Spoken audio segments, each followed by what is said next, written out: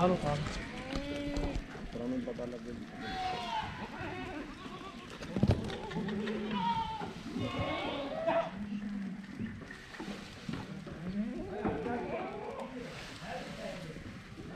खुद देखो तो तैयार शुदा है। हाँ जी सही है।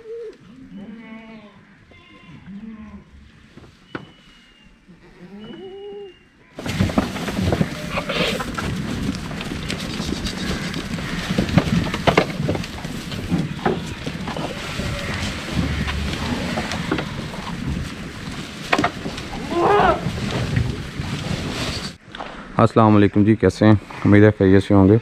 हमारा डॉक्टर तबस्सुम साहब के पास ये चौथा सेशन है। ये बीतल, मक्खी चीना, राजनपुरी, शेरा गुजराती, टीडीपी, यानी कि कह लें कि काफ़ी ब्रीड्स हैं जी इधर जिन पे काम किया जा रहा है। इधर जानवर अंदर खड़े हैं, ये सारे जानवर ही खड़े हैं माशाल्लाह। नाची भी हैं इनमें। तो एक तो इनको लेके मैं पहले भी एक दफ़ा वीडियो बना चुका हूँ, जिसमें मैंने इनकी ब्रीडर की जो सेल है, क्योंकि ये गवर्नमेंट का सरकारी फार्म है और गवर्नमेंट अपने ब्रीडर्स को सहूलत देने के लिए बच्चे फ्राहम करती है माकूल रेट में। लास्ट टाइम मैं आया था तब ये जानवर आई थिंक नए नए इधर आए थे, कुछ पहले भी थे कुछ आए भी थे। तो डॉक्टर साहब से मैंने पूछा था कि क्या आप इनको सेल करते हैं इनके ब्रीडर्स, तो उनका जवाब था नहीं, जो कि मैंने वीडियो में भी दिखाया था।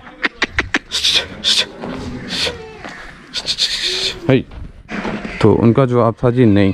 क्यों नहीं करते? उन्होंने कहा था कि हमने इस लाइन्स को, इन नस्लों को अभी शुरू किया है काम। अब अगेन मैं 4-5 महीने बाद मौजूद हूँ इधर। डॉक्टर साहब से एक तो ये पूछेंगे कि क्या आप बित्तल, मक्खी चिन्ना, जो आपके पास A+ क्वालिटी के जानवर हैं, जैसे ये जानवर देख लें, ये जानवर देख लें, वो जानवर खड़े हैं, राजनपुरी खड़े, मतलब काफ़ी नस्लें। उनसे ये भी पूछेंगे कौन कौन सी नस्लें, तो क्या अभी भी इनके ब्रीडर बच्चे माकूल अमाउंट में, जो कि मैंने सुना था कि 7,000 रुपये का एक ब्रीडर देते हैं जी गवर्नमेंट फार्म में। तो इनसे पूछेंगे क्या ये अभी सेल कर रहे हैं कि नहीं, और अगर कर रहे हैं तो काइंडली उसका प्रोसेस बताएं। नंबर इनका मैं शुरू में लेके दूंगा। डॉक्टर तबस्सुम है, बड़े कोऑपरेटिव पर्सन है जी, बड़े अच्छे से, बड़े प्यार से डील करते हैं। तो करते हैं जी वीडियो शुरू। जानवर थोड़े मैं आपको हेल्थ और ये जो इनकी क्वालिटी है वो दिखाना चाह रहा हूँ, ठीक है? तो बाकी डॉक्टर साहब के पास चलते हैं जी। जी अस्सलाम वालेकुम भाई। वालेकुम सलाम। तबस्सुम भाई, काइंडली सबसे पहले आपने अपना नंबर शेयर करना है। जी जी मेरा नंबर है 0302 65 20 672 672। और मेरा जो यूट्यूब चैनल है वो है goat farming talks with doctor Tabassum. ठीक है जी। डॉक्टर साहब जानवरों को लेके, यहाँ के जानवरों को लेके, प्लस मसाइल को लेके, मैनेजमेंट को लेके मुख्तलिफ़ किस्म की वीडियोस डेली बेसिस पे अपलोड करते हैं। तो काइंडली जाकर विज़िट कीजिएगा। लिंक भी इंशाल्लाह मैं नीचे कमेंट सेक्शन में या डिस्क्रिप्शन में डाल दूँगा।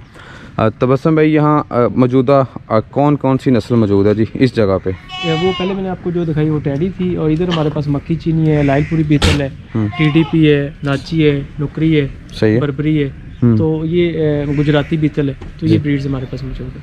और सर ये कितने टाइम से इन ब्रीड्स पे काम किया जा रहा है इधर?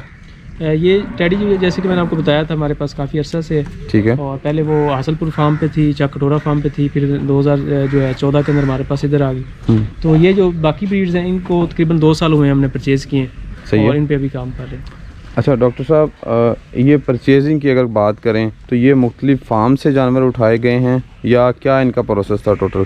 नहीं, ये मुख्तलिफ जगह से हमने परचेज़ किए हैं। हम टेंडर करते हैं, जो होता है बिडर होता है टेंडर वाला, उसने हमें मुख्तलिफ जगह से फार्मर से परचेज़ करके दिए हैं। थोड़े बहुत जानवर मंडियों से परचेज़ करके दिए हैं। सही है। तो यहाँ इन ब्रीड्स को, क्योंकि टैडी तो आप बहुत अच्छी चला रहे हैं, बड़े टाइम से चला रहे हैं, इन सब ब्रीड्स को यहाँ इकट्ठा करने का क्या मकसद है जी? इनका मकसद यही था कि एक थोड़ा कंपैरिजन हमारे पास आ जाए कि कौन सी ब्रीड जो है इस इलाके की है और कौन सी ब्रीड बेहतर परफॉर्म करती है, किसके बच्चे जो ज़्यादा बच्चे देती है, किसके बच्चे सेहतमंद होते हैं, ज़्यादा अच्छे वजन वाले होते हैं, और किसकी ब्रीडिंग एफिशिएंसी अच्छी है, जिसकी कुव्वत मुदाफ़त अच्छी है, सही है, या शर्म-वाद किसके अंदर ज़्यादा है, किसके अंदर कम है, ताकि हम अपने फार्मर को गाइड कर सकें कि आपका इलाका कौन सा है, उसके हिसाब से हम उनको रिकमेंड कर सकें कि ये ब्रीड रखें आप। बेहतर है। और अभी जो स्टडी आप कर रहे हैं उसका कोई निचोड़ निकला है या वो अभी इन प्रोसेस है जी? वो इन प्रोसेस है। कुछ रिजल्ट्स हमारे पास हैं जो अभी तक जो मैंने देखा है जो लाइलपुरी बीतल है इस एरिया के अंदर, जो लाइलपुरी बीतल जी। है ब्लैक एंड वाइट जिसको बोलते हैं, काली चिट्टी जो डब्बी होती है, वो ज़्यादा बेहतर परफॉर्म करती है वज़न गेन करने के हिसाब से भी, और वैसे भी थोड़ी सख्त जान भी है, लेकिन मोर्टेलिटी वगैरह उसमें नहीं है। जी बेहतर है।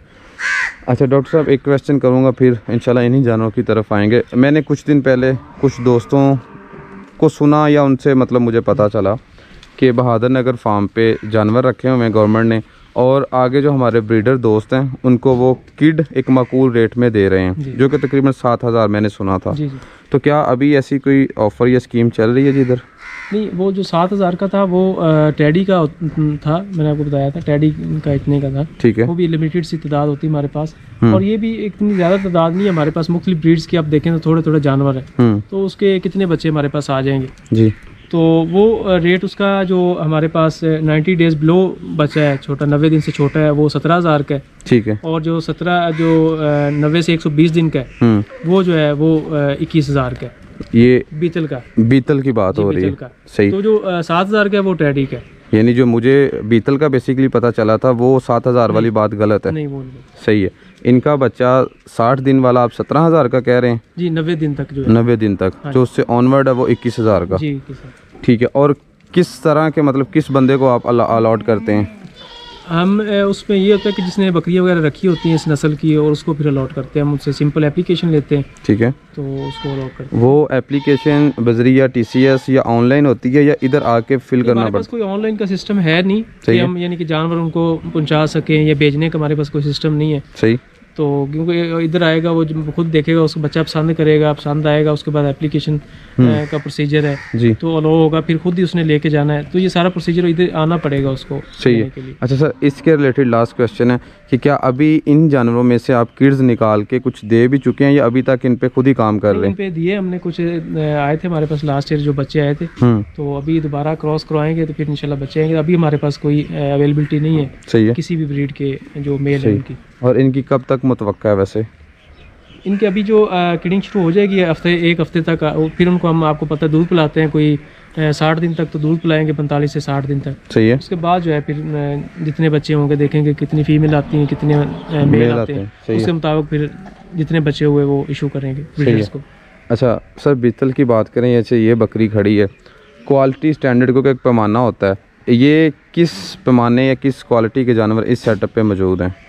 ये प्योरिटी है या थोड़े 100% कोशिश हम कर रहे हैं इसको प्योर करने के। हमने अच्छे ब्रीडर रखे हैं, ब्रीडर अच्छे लगा रहे हैं। तो ये एवरेज जानवर बहुत यानी कि एलीट क्वालिटी नहीं है आप कह सकते, नहीं थे। ये एवरेज जो यानी कि 50-60,000 तक यानी कि या 40,000 तक के जानवर थे, वो वाली पट्टे हमने खरीदी थी। उस पर फिर हमने क्योंकि सर्च करनी थी, ट्रायल करना, तो इतने महंगे जानवर हम ट्रायल के लिए नहीं इस्तेमाल कर सकते। उस पर फिर मुख्तलिफ ब्रीडर्स हमने लगाए, ब्रीडर हमारे प्योर थे वो लगाए, तो फिर अभी उनके रिजल्ट हम कंपाइल कर रहे हैं। बेहतर है। अच्छा, अगर इन्हीं की प्योरिटी, इन सब की प्योरिटी की बात करते हैं, क्योंकि एक दफ़ा कंपटीशन इधर हुआ था, सॉरी मेला हुआ था, जिसमें जानवर बड़े अच्छे क्वालिटी के आए भी थे, तो वो हमारे किस गवर्नमेंट के फार्म के आए थे जी? वो मुख्तलिफ फार्म पे मुख्तलिफ हैं नस्लें हमारे पास। मसलन जैसे अलादाद फार्म है जी, अलादाद फार्म जहानिया खानेवाल के अंदर है, तो वहाँ पे हमारे पास बड़ा अच्छा जो ब्लड है, जो मक्खी चीनी, बड़ी अच्छी नस्ल हमारे पास है। सही है। तो इस तरह जब अंगोरा गोट की बात होती है, लिया के अंदर जो फार्म है, वहाँ पे जो DDP है या नाची है, 100% प्योर जानवर हमारे पास उधर है।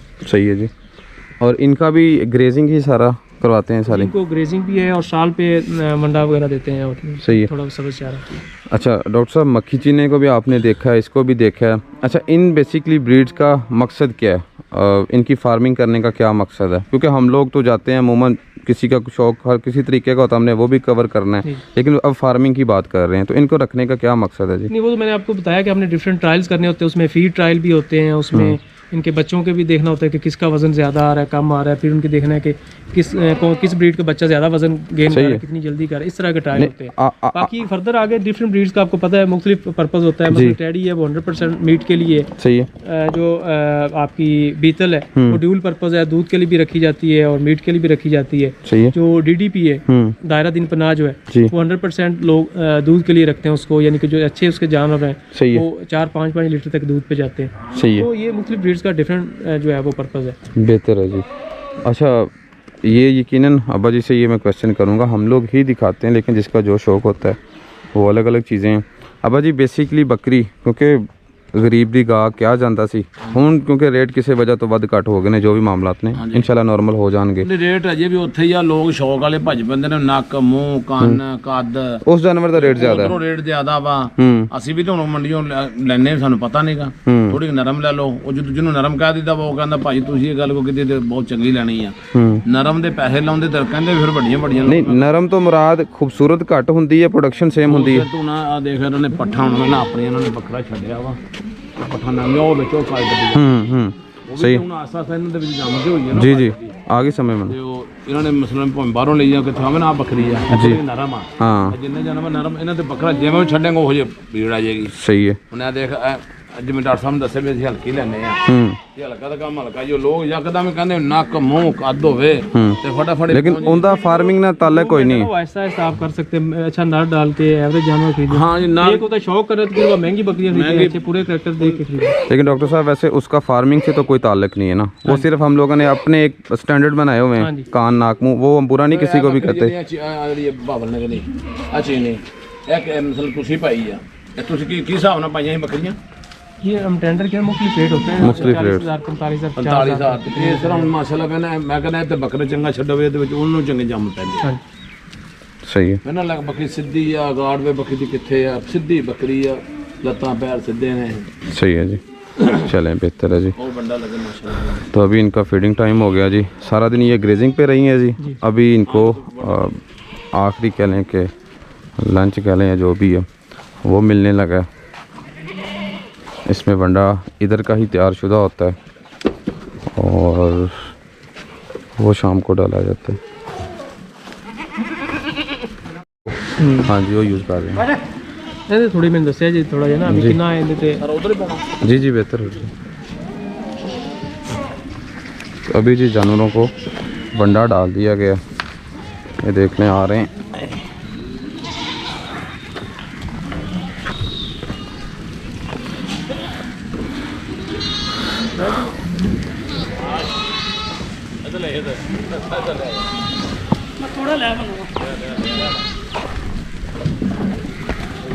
नहीं जी